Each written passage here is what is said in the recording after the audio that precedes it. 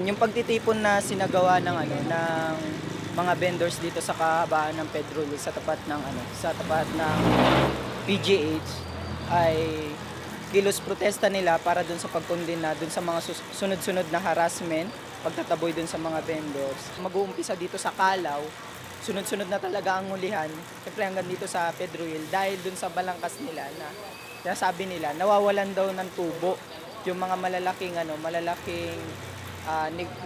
negosyo itong malalapit, lalo na itong mga Robinson nandiyan, mga mini-stop, mga 7-Eleven, mga karating na mga pamilihan na pinag-iinteresan yung kita nitong mga maliliit na vendors.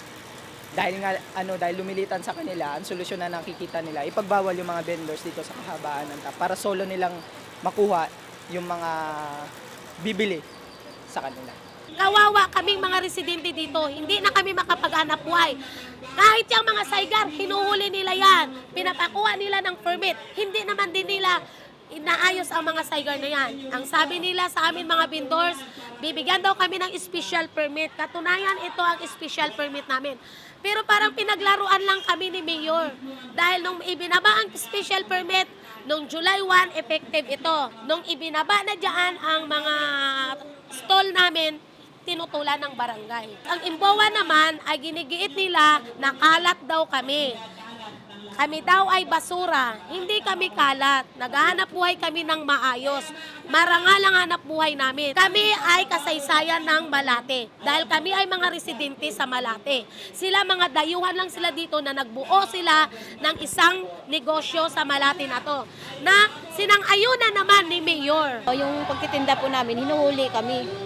Kahit may permit kami, ayaw kami pagdindahin.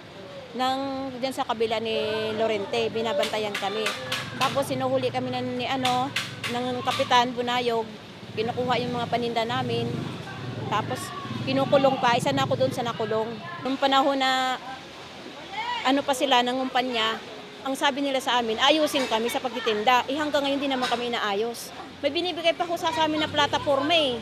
Magkakaroon daw kami ng night market, magkakaroon daw kami dyan pag maayos na yung pagtitinda namin. Yan ang sabi ng barangay dyan. Hanggang ngayon wala pa rin. Hanggang ngayon tinutugis pa rin kami ng mga pulis, sinuhuli, matakbo kami, hinahabol na para kaming kriminal. Paglalaban talaga namin kasi dyan kami kumukuha ng pang-araw-araw namin pagkain, pagpaaral sa mga anak ko. So yung anak kong panganay nakapagtapos dyan sa pagsisikap ko lang kahit hinahabol kami ng pulis.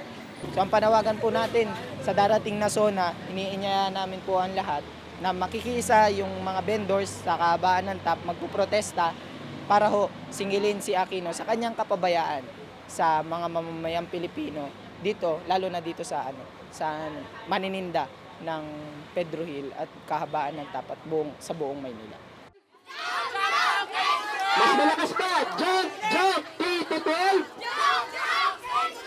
Layunin natin ngayong tanghali na makapagrehistro dito sa tapat ng Cruz na Ligas para din mas maipaliwanag pa sa mga estudyante ng high school at syempre kahit sa mga guro at mga magulang kung bakit tumututol tayo dun sa programang K+12.